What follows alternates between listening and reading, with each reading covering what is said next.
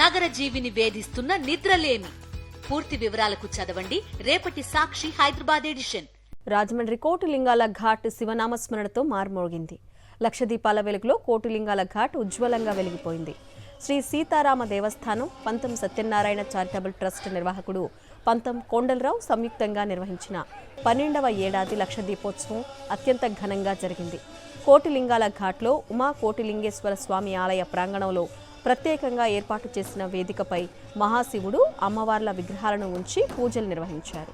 ఘాట్ మెట్లపై ఏర్పాటు చేసిన లక్ష దీపాలను వెలిగించడానికి పెద్ద సంఖ్యలో భక్తులు తరలివచ్చారు. అతిథుల చేతులపై గోదావరి మాతకు ప్రత్యేక హారతి కార్యక్రమం నిర్వహించారు. ఈ సందర్భంగా ఏర్పాటు చేసిన ఆధ్యాత్మిక సాంస్కృతిక కార్యక్రమాలు అందరినీ అలరించాయి.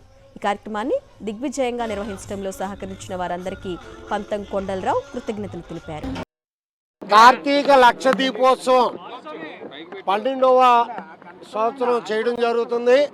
పంతం సత్యనారాయణ చారిటబుల్ ట్రస్ట్ తరఫున, అంటే ఉమా కోటిలింగేశ్వర స్వామి, సీతారామ స్వామి మరియు పంతం సత్యనారాయణ చారిటబుల్ ట్రస్ట్ ఈ రెండు ఆధ్వర్యాల్లోనూ జరుగుతూ ఉంది. ఇది ఎప్పుడు కూడా పంతం సత్యనారాయణ చారిటబుల్ ట్రస్ట్ ఇది 12వ సంవత్సరం ప్రారంభించి లక్ష దీపోత్సవానికి వేలాదిగా భక్తులు రావటం, వేదనాదం, అలాగే శివనామ స్మరణ, అలాగే కల్చరల్ ప్రోగ్రామ్స్, అలాగే మన యొక్క సంస్కృతి సాంప్రదాయాల్ని ముందుకు తీసుకెళ్లాలనేటువంటి భావనతో మతాలు, అంటే అది క్రిస్మస్ చేస్తాం, రంజాన్ చేస్తాం, కానీ లక్ష దీపోత్సవ కార్యక్రమం చాలా గ్రాండ్గా జరుగుతూ ఉంటుంది.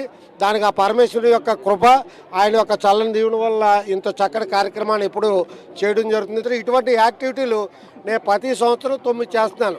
మూగజీవాల సంరక్షణ కానీ, పర్యావరణ పరిరక్షణ కానీ, తర్వాత మూగజీవాల వాటర్ ఏర్పాటు చేయడం కానీ, కరోనా సమయంలో కానీ, సంక్రాంతి సంబరాలు కానీ, ఇటువంటి అన్నీ కూడా ప్రతి సంవత్సరం ఒక్క సంవత్సరం కూడా మిస్ అవ్వకుండా 12 సంవత్సరాలు చేయడం జరుగుతుంది.